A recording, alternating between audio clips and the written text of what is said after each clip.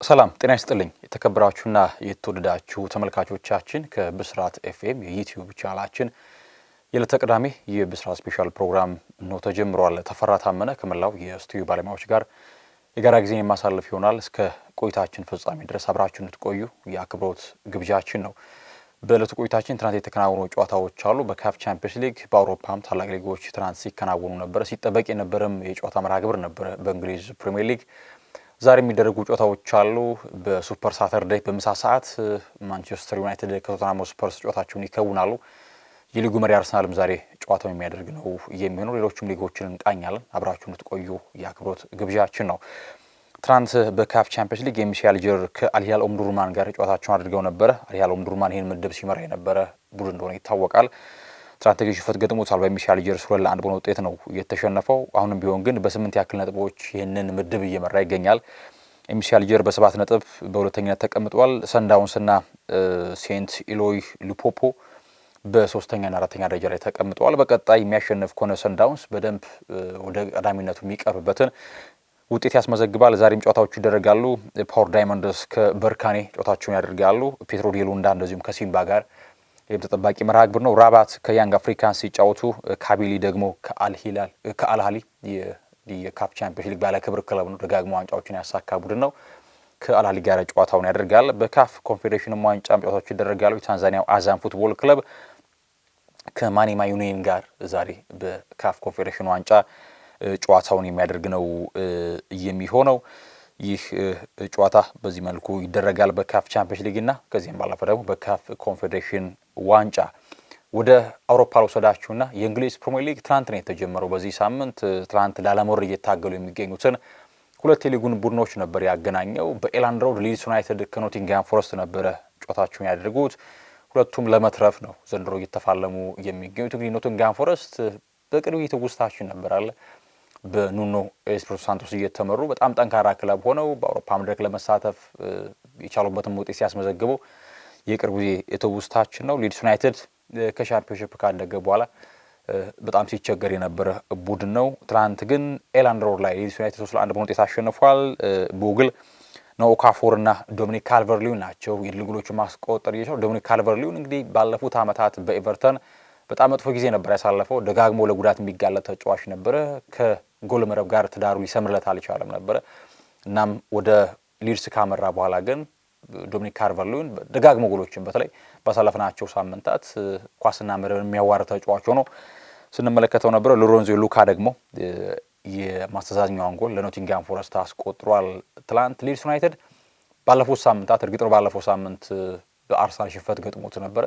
ነገር ከዚያ ቀደም በነበሩት ጊዜያቶች ነጥቦችን በጥሩ መንገድ ይሰበስብ ነበረ። ትልቅ ቡድኖች ጋር የተገዳደረ ነጥቦችን ይዞ ሲወጣ ስንመለከተው ነበር። ዳንኤል ፋርከም እንደዚሁ በጣም ውስን ጨዋታዎች ተሰጥቷቸው ነበረ።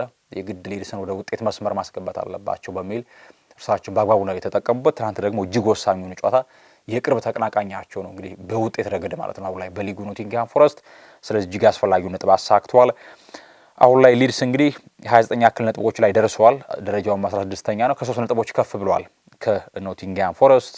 አሁን ዌስትሃም በተለይ የኖቲንግሃም ፎረስት መሸነፍ ጥሩ ነገር ይዞለት መጥቷል። ምክንያቱም ባለፈው በስታንፎርድ ብሪጅ ከ2-0 መራት ተነስቶ ሽንፈት ገጥሞት ነበር።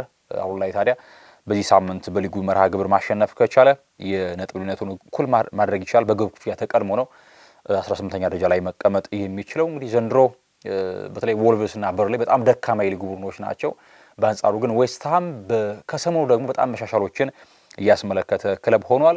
እንግዲህ የሚገርመው ከቀድሞ ክለባቸው ጋር ይፎካከራሉ ማለት ነው አሰልጣኝ ኑኖ ኤስፒሪቶ ሳንቶስ። ምክንያቱም በቀደመ ክለባቸው ኖቲንግሃም ፎረስት ነው 17ኛ ላይ ተቀምጧል። ዌስትሃም ደግሞ 18ኛ ደረጃ ላይ ተቀምጧል። በተለይ የካስቴላኖስ ታቲ ካስቴላኖስ ከላሲዮ ያዘዋወሩበት መንገድ ተጫዋቹ ተክለሰውነቱ በጣም የጎለበተ ተጫዋች ነው። ለሊጉ ፊት የሚያደርግ ይመስላል እና ይህም ደግሞ ባለፈውት ጨዋታዎች ላይ ስንመለከት ነበረ።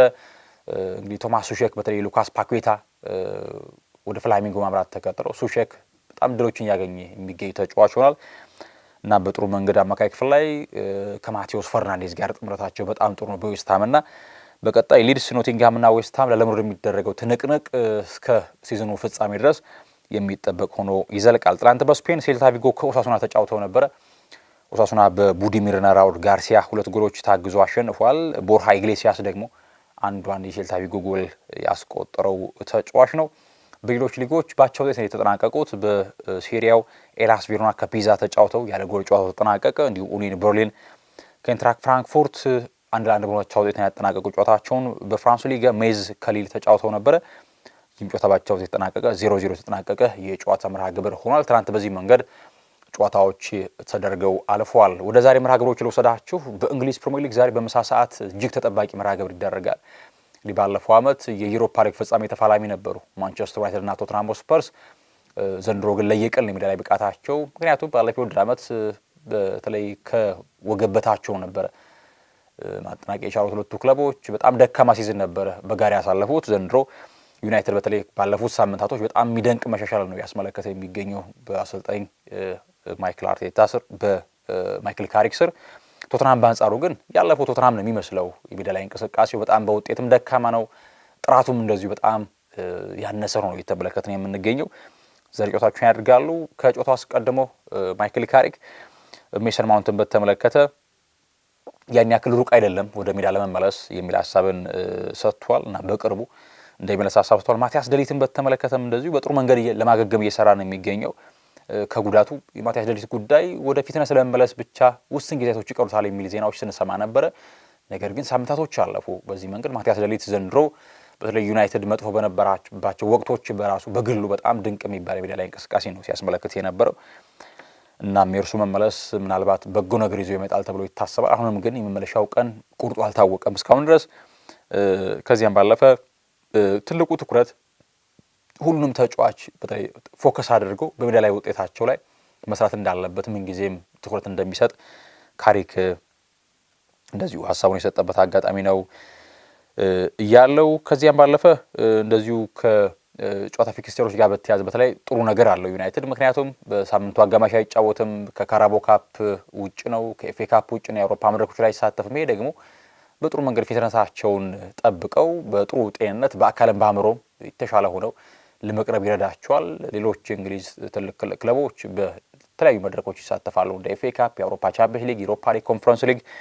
እናም ይህ ነገር በጎ ነገር ይዞለት ይመጣል። ሌላው እንግዲህ ዕለተ ዓርብ በተለይ የዚህ የሙኒኩ ዲዛስተር የዛ ኤር ክራሽ እንደዚሁ ታስቦ ያዋለበት ጊዜ ነበረ። ያንም እንደዚሁ አስታውሷል። ምንጊዜም በታሪክ ያለፉ የቀድሞ ተጫዋቾችን የታሪኩ አካል የሆኑ ዩናይትድ ተጫዋቾች ማሰብ ተገቢ እንደሆነ ማይክል ካሪክ የጠቆመበት አጋጣሚ ነው ያለው። ከዚያም ባለፈ በቶተንሃም ከማንቸስተር ሲቲ በነበረው ጨዋታ ላይም ቶተንሃም ምን ያክል ጠንካራ ተጋጣሚ እንደነበረ እንደዚሁ የገለጸበት አጋጣሚ ነው ያለው። በአንጻሩ በቶተንሃም ስፐርስ በኩል ሚኪ ቫን ደ ቨን ወደ ልምድ መመለሱን ተናግሯል ቶማስ ፍራንክ። እናም ለምርጫ ዝግጁ ነው ብለዋል። በአንጻሩ ስፔንስ በጣም ተቃርቧል። ምናልባት ግን የፊትነሱ ጉዳይ ይገመግማል በሕክምና ባለሙያዎች። እንደርሳቸው ሀሳብ ከሆነ ጥር ላይ በተለይ ኮነር ካላገርና የሶዛ መፈረም በቡድኑ በተለይ ጥሩ ለውጥ እንዳመጣ እንደዚሁ ገልጸዋል። ከዚያም ባለፈ በተለይ ጁዋ ፓሊና እሱ እንዲያውም በጥር ነው እሱም ክረምት ላይ ነው እሱ ስብስቡ የተቀላቀለው። እናም የእርሱ አሁን ላይ ያለበት ሞመንተም በጣም የተሻለ ነው። ክለቡንም በጥሩ መንገድ እንዳስተካከለው ገልጸዋል። ከዚያም ባለፈ የማይክል ካሪክን ዩናይትድ መምጣት ተከትሎ በጣም በጥሩ መንገድ ኢነርጂ እንደሰጠውና ቡድኑን ተገማች እንዳይሆን እንዳደረገው ሀሳባቸው እንደዚሁ ሰጥቷል። እንግዲህ ማንቸስተር ዩናይትድ ባለፉት 6 የሊግ ጨዋታዎች ከቶተንሃም ጋር ማሸነፍ አልቻለም። በ3ቱ ተሸነፈ፣ በ3ቱ ደግሞ ነጥብ ተጋርቶ ነው የወጣው። ያለምንም ድል ሳያደርግ ለረጅም ጊዜ የቆየበት ከ1914 እስከ 1921 በነበሩ ጊዜያት ነበረ ከቶተንሃም ስፐርስ ጋር። ይህ ምናልባት ዩናይትድ ከስፐርስ ጋር ሲጫወት በጣም መጥፎ የሚባል የማሸነፍ ንጻሬ እንዳለው ማሳያ ነው። ግን አሁን ያለበት የማሸነፍ ለውጥና አሁን ያለበት ሜንታሊቲ ይህንን ያለማሸነፍ ንጻሬ የሚፈቅና ወደ ውጤት ጎዳና ሊያመራ እንደሚችል ማሳያ ነው ያለፉት ሳምንታቶች ድሉ። እንደዚሁም ደግሞ በ8 ጨዋታዎች በየትኛውም ውድድር ማለት ነው ዩናይትድ አላሸነፈውም ቶተንሃም ስፐርስን። በ5ቱ ሲሸነፍ በ3ቱ ደግሞ ነጥብ ተጋርቷልና በሊጉ ብቻ ሳይሆን ምናልባት በካራባኦ ካፕ አሊያም ደግሞ በኤፍኤ ካፕም ሲገናኙ ቶተንሃም የተሻለ የማሸነፍ ንጻሬ እንዳለው ማሳያ ነው። ቶተንሃም እንደዚሁ ባለፉት 6 ጨዋታዎች ማሸነፍ አልቻለም። በአራቱ ነጥብ ተጋራ፣ በሁለቱ ደግሞ ሽንፈት ገጠመው። ይሄ ምናልባት ቶተንሃም ጥሩ ፎርም ላይ አለመሆኑ፣ ዩናይትድ ደግሞ በተቃራኒው የሊጉን መሪዎች እንደ አርሰናል እንደ ማንቸስተር ሲቲ ከዚያም ደግሞ በኦልድ ትራፎርድ ባለፈው ሳምንት ፉልሃምን ጠንካራም ፉልሃምን ያሸነፈበት መንገድ ወደ ፎርም መምጣቱን ያሳያልና ዩናይትድ ጥሩ ፎርም ላይ ሆኖ ቶተንሃም ደግሞ መጥፎ ፎርም ላይ ሆኖ መገናኘታቸው ይህንን የመጥፎ ያለፉት ጊዜያቶች ግንኙነት ሊያስተካክል እንደሚችል ይታመናል። በተለይ የአማካይ ክፍሉ አሁን ላይ ካዝሚሮና ኮቢሜኖ በተረጋጋ መንገድ በጥሩ መንገድ በደብል ፒቮት እያሳለጡት ይገኛል የአማካይ ክፍሉን። በአንጻሩ ደግሞ ወደሚመቸው ቦታ ብሩኖ ፈርናንዴዝ ወደ 10 ቁጥር ሚናው ተመልሷል። ያ ደግሞ ድሎችን የት ባለ መንገድ እየፈጠረ እንዳለ ያሳያል። 12 ለጎል ኳሶችን አቀብሏል በሊጉና ይሄ ቀዳሚ ያደርገዋል። ቻንሶችን ክሬት በማድረግ የመጨረሻ ላይ ድሎችን በመፍጠር ቀዳሚው ተጫዋች ነው በሊጉና ይህ ደግሞ የበለጠ ምቾት እንዲሰማው ያደርጋል 10 ቁጥር ላይ ሲሰለፍ። ከዚያም ባለፈ ሜክፊፍት አድርገው ብሪያን ምቦሞ እርግጥ ነው የፊት መስመር ተጫዋች ባህሪ ያለው ተጫዋች ነው፣ ፈጣን ነው፣ በቴክኒክ የዳበረ ተጫዋች ነው። እርሱም ከቀይ መስመር አንስተው እንግዲህ ማይክል ካሪክ የፎልስ ናይን ላይ ነው እየተጠቀሙት የሚገኙት። ይሄ ደግሞ ሌላ ሮቴት እያደረገ እንዲጫወት በፍሪ ሚና በጥሩ መንገድ ቡድኑ ጋር እንዲዋሃድ ማድረግ ይችሎታል። ጥሩ ፎርም ላይ የነበረው ፓትሪክ ዶርጉ አለመኖሩ ያን ያክል ፍተት ሲፈጥር አልተመለከትንም። ባለፈው ምናልባት በመከላከሉ ያግዛቸው ነበረ እንደ ዊንግ ባክ ሆኖ ማለት ነው። ነገር ግን ማቴዎስ ኩኛም ባለፈው በጣም ጥሩ የሚባል ሜዳ ላይ እንቅስቃሴ ነበረ ማስመልከት የቻለው። ከዚያም ባለፈው በጣም ኒር ፖስት ላይ ግሩም ጎል አስቆጥሮ ነበረ ፉልሃም ላይ ጋር በነበረው የጨዋታ መርሃ ግብር። ከዚያም ባለፈው የሊሳንድሮ ማርቲኔዝ እና የሃሪ ማጉዌር ጥምረትም እንደዚሁ ሌላው ሊወሳ የሚገባው ጉዳይ ላኛው ሉክ ሾው በዝምታ ስራውን የሚሰራ ተጫዋች ነው። እናም አሁን ላይ ዩናይትድ በተስተካከለ መንገድ ቲም ስፕሪቱ በጣም ጎልብቶ መልበሻ ክፍሉ ተረጋግቶ እየተጓዘ የሚገኝ ቡድን ሆኗል። ማይክል ካሪክም ምናልባት የሰሞነኛ ድሉ የጫጉላ ሽርሽር ነው ወይስ ደግሞ በጣም የተጠናና በጣም ለስኬት የሚጓዝ አይነት ቡድን ነው የሚለውን ከእለቱ ጨዋታ ጀምሮ በመጪዎቹ ጨዋታዎች ላይ እንመለከታለን። ቀጣይም ከዌስትሃም ጋር በለንደን ስቴዲየም ጨዋታውን ያደርጋል። ቶተንሃም ስፐርስ ቶማስ ፍራንክ የስንብት ድብዳቤ ደርሳቸዋል ተብለው ሲጠበቅ ነበር። ነገር ግን መታገስን መርጧል ቶተንሃሞች። ምክንያቱም በዚህ ዓመት አጋማሽ ላይ ማሰናበት ምናልባት አዲስ ቡድን አፍርሶ እንደመገንባት ነው ብለው በማመን ቶማስ ፍራንክ በክለቡ እንዲዘልቁ አድርጓል። ነገር ውጤታቸው አመርቂ አይደለም። ይሄ በብሬንትፎርድ የምናውቃቸውን ቶማስ ፍራንክ እየተመለከቱ አይደለም። በግሌ ፕሪሲዝን ላይ በጣም ውጤታቸው መልካም ነበረ። የሆነ ፍንጭ ሰጥተው ነበረ። በጣም ሶሊዲቲ የተሞላ የመከላከል ጥራት ያለው ቡድን ሲፈልግ በሚድ ብሎክ ቡድኖችን አግቶ ከዚያም ባለፈ ደግሞ በተሻለ መንገድ በካውንተር ፕረስ ጎሎችን የሚያስቆጥርና ጥሩ ብርቱ ቡድን ይመስል ነበረ ቶተንሃም። ነገር ግን ሲዝኑ ሲጀምር በጣም ደካማ ቡድን ነው። እርግጥ ነው በተወሰነ መንገድ ኤክስኪውዝ ምናልባት ካስፈለገ ተደጋጋሚ ጉዳቶች በታሰበው መንገድ እንዳይጓዙ አድርጓቸዋል። ያም ቢሆን ግን ቶማስ ፍራንክ በጣም መጥፎ ሲዝን ነው በቶተንሃም ቤት እያሳለፈው የሚገኙት። ሌላኛው ጉዳይ ምናልባት ዶሚኒክ ሶላንኬ በተወሰነ ምቾት አልተሰማው ነበር ባለፈው ከሲቲ ጨዋታ በኋላ። ነገር ግን በሙሉ ጤንነት እንደሚመለስ ለጨዋታው ይጠበቃል። እንግዲህ ማንቸስተር ዩናይትድ በአውሮፓ መድረክ ለመሳተፍ ከነ ሊቨርፑል ከነ አስቶን ቪላ ከነ ቼልሲ ጋር እየተፋለመ ይገኛል። ስለዚህ እያንዳንዷ የሳምንቱ መጨረሻ ጨዋታ ለክለቡ የዓመቱ መጨረሻ ውጤት ማማር የተለየ አስተዋጽኦ ስለሚኖረው በትኩረት የግድ መጫወት ይኖርበታል። አሁን ላይ በጣም የተሻለ ፎርም ላይ የሚገኙ ቡድን ነው። ምናልባት ጥርጣሬው ምንድነው ካስሚሮ ይህንን ብቃቱን በወጥነት ያዘልቃል ወይ ነው ጥያቄው። ምክንያቱም የሊጉ ኢንቴንሲቲ በጣም ከፍ ያለው፣ ስለዚህ ካስሚሮ እድሜው ገፍቷል እና በእያንዳንዱ ጨዋታ ላይ በየሳምንቱ በዚህ ፎርም ላይ ለመቀጠል ምን ያክል ብቁ ነው የሚለው ይህ ትልቅ ጥያቄ ይመስለኛል። ይህንን የግድ ታይም ማኔጅ ማድረግ አለበት እንግዲህ ማይክል ካሪክ ብዬ አምናለሁ። ሌላኛው መርሃ ግብር አርሰናልን ከሰንደርላንድ የሚያገናኘው የጨዋታ መርሃ ግብር ነው። መሪው አርሰናል በመጀመሪያ ዙር ጨዋታ ወደ ስቴዲየም ፍላይ ታምርቶ ነጥብ ተጋርቶ 2 ነጥብ ተጋርቶ መመለሱ ይታወቃል። እንዲያውም ከኒውካስል ድል በኋላ በተደጋጋሚ ነጥቦችን እየሰበሰበ የጣለው ለመጀመሪያ ጊዜ በሰንደርላንድ ነበረ። የቀድሞ ተጫዋቹ ባላርድ ጎል አስቆጥሮ ዛሬ በኤምሬትስ አርሰናል ከሰንደርላንድ ጨዋታቸውን ያደርጋሉ። ከጨዋታው አስቀድሞ ስለ ሰንደርላንድ ሀሳብ ሰጥቷል። በተለይ ሪቬንጅ ሊሆን ይችላል የሚል ሀሳብ ቀረበለት ጋዜጠኞች። ሚኬል አርቴታ በሪቬንጅ ደረጃ ሳይሆን ለማሸነፍ ሌላ እድል አግኝተናል ብዬ አስባለሁ ሲል አርቴታ ሀሳቡን የሰጠበት አጋጣሚ ነው ያለው። ከዚያም ባለፈ ቡካዮ ሳካን በተመለከተ ከሰሞኑ ተጫዋቹ በስብስብ ውስጥ የለም። እንደምናውቀው ከሊድስ ጋር ከነበረው ጨዋታ አስቀድሞ ሲያማሙቅ ጉዳት እንግዲህ ገጥሞት ከዚያም ባለፈ በካራቦ ካፕም እንደዚሁ እንዳልተሰለፈ ይታወቃል እና በጥሩ መንገድ እየገገመ ነው። ተስፋ እናደርጋለን በጣም በቅርቡ ወደ ሜዳ ይመለሳል የሚል ሀሳብን ሰጥቷል ሚኬል አርቴታ። ከዚያም ባለፈ ማርቲን ኦዲጋርድና ዩሬን ቲምበርም እንደዚሁ ከጉዳት ጋር ስማቸው ሲነሳ ነበረ። ማርቲን ኦዲጋርድን በተመለከተ የቀናቶች ጉዳይ ነው የሚል ሀሳብ ሰጥተ፣ ነገር ግን ዩሬን ቲምበር ዝግጁ ነው ለጨዋታው በሚል ሚኬል አርቴታ ሀሳብ ሰጥቷል። እንግዲህ ዩሬን ቲምበር የአርሰናል የመከላከል መዋቅር ላይ እጅግ አስፈላጊው ሰው ነው።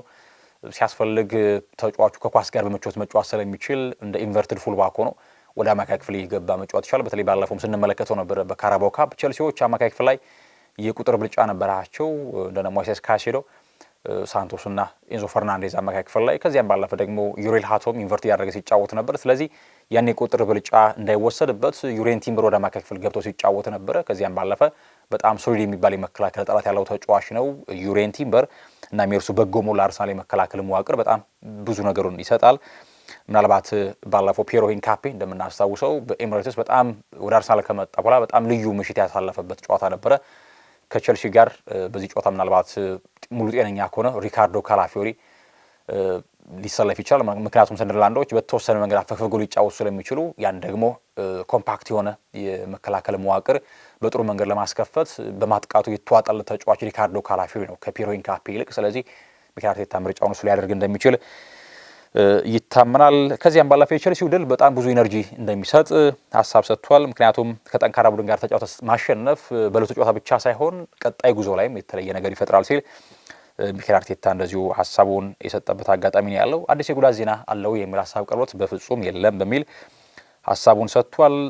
ስለ ስታዲየም ላይ ጨዋታም ሀሳብ ቀርቦት ነበር ሁለታቸው ስለተለያዩበት። እናም በጣም ተፎካካሪ ቡድን ነው ሰንደርላንድ፣ ጥሩ አሰልጣኝ ያላቸው፣ በኢንዲቪጁዋል ጥራት ያላቸው ተጫዋቾች በስብስባቸው ይገኛሉ። እናም ጠንካራ ቡድን እንደሆነ እናውቃለን ሲል ሀሳቡን ሰጥቷል። ስለዚህ ጨዋታውን ለማሸነፍ የግድ ጠንክረን መቅረብ አለብን ሲል ሀሳቡን ለግሷል። ሚኬል ሜሪኖን በተመለከተ ተጫዋቹ እንግዲህ ባሳለፍነው ሳምንት ጉዳት እንደገጠመውና ከዚያም ባለፈ ቀዶ ሕክምና እንደሚያደርጉሉ ታውቋል።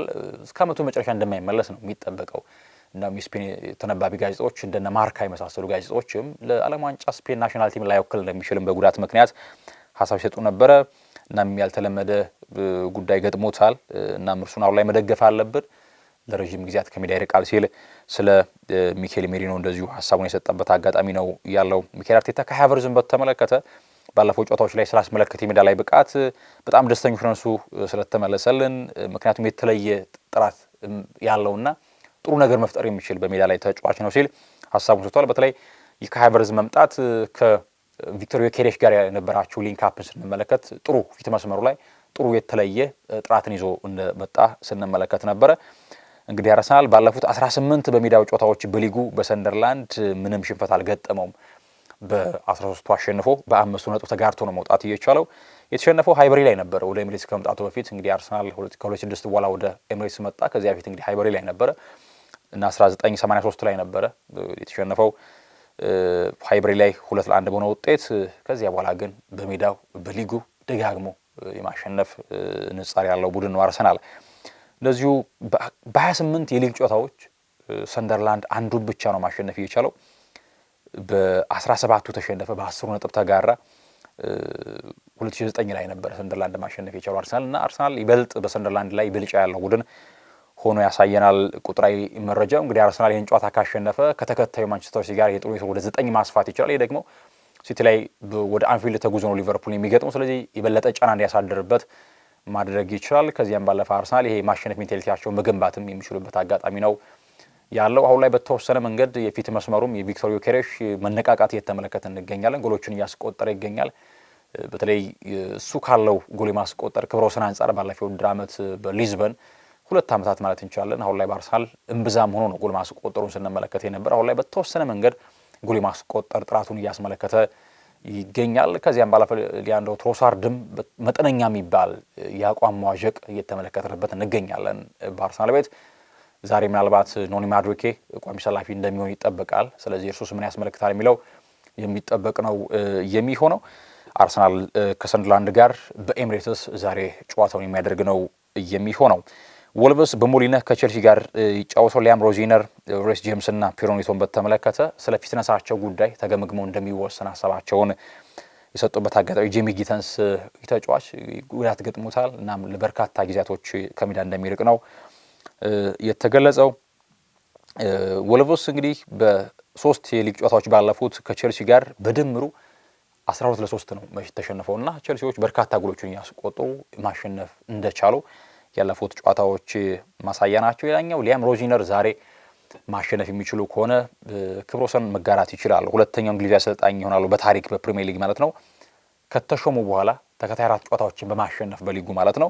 ከዚህ በፊት እንግዲህ ክሬግ ሼክስፒር ሌስተር ሲቲን ይዘው ማለት 2017 ድረስ የአምስት ሊግ ጨዋታዎችን ማሸነፍ የቻሉበት አጋጣሚ ነበረ። እናም ይህንን ክብረ ወሰን በተወሰነ መንገድ 5 ጨዋታዎችን ባያሸነፉም እስከ 4 ከደረሱ ሁለተኛው አሰልጣኝ መሆን ይችላሉ ሊያም ሮዚነር በተለይ ከስትራስቡርግ ወደ ብሪጅ ከመጡ በኋላ አሁን ላይ ለውጦችን እየተመለከተን እንገኛለን። ከሜዳ ላይ ከጨዋታ ቅርጽም ከዚያም ባለፈ ከተጫዋች ምርጫም ጋር በተያያዘ የተወሰኑ ለውጦችን እየተመለከተን እንገኛለን በቼልሲ በኩል። እናም ዛሬ በሞሊነ ከወልቭስ ጋር ይጫወታል። ወልቭስ እንደ ነጥቡ አይደለም፣ ይሄ ሜዳ ላይ በጣም ደካማ ቡድን አይደለም፣ ነገር ግን ነጥቦችን መሰብሰብ አይችልም። ስለዚህ ሜዳ ላይ ፐርፎርማንሱ ጥሩ ነው፣ ውጤቱ ግን አርኪ አይደለም እና በሞሊነ ወልቭስን ይገጥማል። ቼልሲ ክራቨን ኮቴጅ ላይ ፉልሃም ከኤቨርተን ይጫወታሉ። እንዲሁ ደግሞ ሰርፍ ሙር ላይ በርንሌይ ከዌስትሃም ጨዋታቸውን ያደርጋሉ። ለዌስትሃም በጣም እጅግ አስፈላጊ ጨዋታ ነው፣ ምክንያቱም ትናንት ኖቲንግሃም ተሸንፎለታል። ስለዚህ ይህን ጨዋታ ማሸነፍ ከቻለ ነጥቡን እኩል ማድረግ ይችላል ከፎረስት ጋር። ስለዚህ ላለመውረድ በሚደረገው ጉዞ ላይ በጣም በጥሩ መንገድ መቅረብ ይችላል ማለት ነው። ቫይታሊቲ ላይ ቦርንመዝ ከአስቶን ቪላ ይጫወታል። በጣም ተጠባቂ መርሃ ግብር ነው። አስቶን ቪላ የተጫዋቹ ተደጋጋሚ ጉዳት ማለት ይቻላል ባለፈውም እንደዚሁ ቀይ ካርድ ተጫዋች ወጥቷል በብሬንትፎርድ በኩል ኬቨን ሻደ፣ ነገር ግን ተሸንፎ ነው ያውም በቪላ ፓርክ እና ከቦርንመዝ ጋር ይጫወታል። ሴንት ጄምስ ፓርክ ላይ ኒውካስል ከብሬንትፎርድ ተጠባቂ መርሃ ግብር ነው። ጠንካራ ሆኗል። በተለይ ብሬንትፎርድ እጅግ ሳንጠብቀው ልክ ዳርክ ሆርስ ነው ለኔ ብሬንትፎርድ፣ ምክንያቱም ቶማስ ፍራንክን አጥቷል፣ ዮሐን ቪሳን አጥቷል፣ ብሪያን ቦሙን አጥቷል፣ ኖርጋርድን አጥቷል። ነገር ግን የቆመ ኳስ አሰልጣኝ በነበሩት ኬሳንድሩስ እየተመራ በጣም የተለየ ብቃት ነው ያስመለከተ የሚገኘው ብሬንትፎርድ እና በሴንት ጄምስ ፓርክ ኒውካስል ይጫወታል። ኒውካስል በሳምንቱ አጋማሽ ከካራቦ ካፕ ግማሽ ፍጻሜ በሲቲ ደርሶ መልስ ተሸንፎ ከውድድሩ የተሰናበተ ቡድን ነው። ወደ ስፔን ወሰዳችሁ ራዮ ቫይካኖ ከሪያል ኦቬዶ ይጫወታሉ። እንዲሁ ብሉግራናዎቹ ባርሴሎናዎች በካምፕ ኑ ከሪያል ማዮርካ ጋር ጨዋታቸውን ያደርጋሉ። አሁንም ፔድሪ ጉዳት ላይ የሚገኝ ተጫዋች ነው። አሁን ለመመለስ ጥረት ያደረገ እንደሚገኝም አሰልጣኝ ሃንሲ ፍሊክ ተናግሯል። ፌርሚን ሎፔዝ ኮንትራቱን አራዝሟል በባርሴሎና ቤት። ይህም በጣም በጎ ነገር ነው። በተለይ የላማሲያ ፍሬዎች ናቸው ላይ በክለቡ በተሻለ መንገድ ለውጤት ማማሩ ትልቅ የሚባል ጉልህ ሚና እየተወጡ የሚገኙት። እንደዚሁም ደግሞ የአንዳሎሲያው ክለብ ሴቪያ በራሞን ሳንቼዝ ፔዥዋን ከካታሎኑ ክለብ ጂሮና ጋር ይጫወታሉ። ባስክ ላይ ሪያል ሶሲዳድ ከኤሊቼ እንደዚሁ የሚያደርጉት ጨዋታ አለ። በነገራችን ላይ አትሌቲኮ ዲ ማድሪድ ከባርሴሎና በስፔን ኮፓ ዴል ሬይ ግማሽ ፍጻሜ ተገናኝተዋል። እናም ላሊጋው ይሄንን ይመስላል። ወደ ጣሊያን ለውሰዳችሁና በስኩዴቶም ጄኖዋ ከናፖሊ ይጫወታሉ። ያለፈው የውድድር ዓመት ሻምፒዮን ናፖሊ በኮንቴ ስር ዘንድሮ በሊጉ በጣም ደካማ የሚባለው ጉዞ ላይ ይገኛል። ፍሎረንስ ላይ ፊዮሬንቲና ከቶሪኖ ይጫወታሉ። ወደ ቡንደስሊጋ ስናመራ ሄደንሄም ከሃምቡርግ፣ ሴን ፓውሊ ከስቱትጋርት፣ ቮልስቡርግ ከቦሩሲያ ዶርትሙንድ ይጫወታሉ። ሰሞነኛ ነጥቦችን እየጣለ ይገኛል ባየር ሙኒክ በነገራችን ላይ። እናም ዶርትሙንድ አሁንም እድሎችን መጠቀም ከቻለ ከባቫሪያኖቹ ለመቅረብ የሚያስችለውን እድል ማግኘት ይችላል። ስለዚህ ቮልስቡርግን ከሜዳ ውጭ ግድ ማሸነፍ ይኖርበታል። ከሙኒክ ጋር ነጥቡን ለማጥበብ ከፈለገ ሜንዝ ከኦስቡርግ ይጫወታሉ። ፍራይቡርግ ከቨርደር ብሬመን፣ ቦሩሲያ ሞንቸንግላባህ ከባየር ሊቨርኩሰን የዕለቱ የቡንደስሊጋ ጨዋታዎች ሆነው ይደረጋሉ። በፍራንስ ሊግ ዘንድሮ እጅግ ያስገረመን የሚገኘው ሬሲ ክለብ ደ ሎንስ በሜዳው ከስታድ ሬነ ጋር ይጫወታሉ። ሎንስ ከሁለት ዓመታት በፊት በአውሮፓ መድረክ ስንመለከተው ነበረ። እንደነ ዳንሶ፣ አብዱልቃድር ኩሳኖቭ በዚህ ስብስብ ውስጥ ይገኙ ነበረ። ዘንድሮ ደግሞ በፍራንስ ሊግ እንደዚሁ በጣም የተለየ ብቃት ላይ የሚገኝ ቡድን ነው ሎንስ። እናም ስታድ ሬነን ይገጥማል በሜዳው። ካሸነፈ ለጊዜውም ቢሆን ፓሪስ ሰን ጀርማን እስኪጫወት ድረስ የሊጉ መሪ መሆን ይችላል ሎንስ። ስታድ ብረስቷ ከሎሪዮ እንደዚሁ ዛሬ የሚደረገው መርሃ ግብር፣ ኖንት ከኦሎምፒክ ሊዮን እንደዚሁ በዕለቱ የሚደረገውና የፍራንስ ሊግ የማሳረጊያ መርሃ ግብር ሆኖ ይደረጋል ማለት ነው። የዕለቱ ቆይታችን ይመስል ነበረ። ትናንት የካፍ ቻምፒየንስ ሊግ ተመለከትን። የሊድስን ከኖቲንግሃም ፎረስት ጨዋታ በተመለከተ ዛሬ የሚከናወኑ የአውሮፓ ታላላቅ ሊጎችንም እንደዚሁ ተመለከትን። በተወዳጁ ጣቢያ ብስራት ኤፍኤም 100.1 ከ8 ሰዓት ጀምሮ ተጠባቂ ጨዋታዎች ወደ እናንተ የሚደርሱ ነው የሚሆነው። ተፈራ ታመነ ከመላው የስቱዲዮ ባለሙያዎች ጋር ጋዜጣ አሳልፌያለሁ። ሰናይ ጊዜን ተመኘው።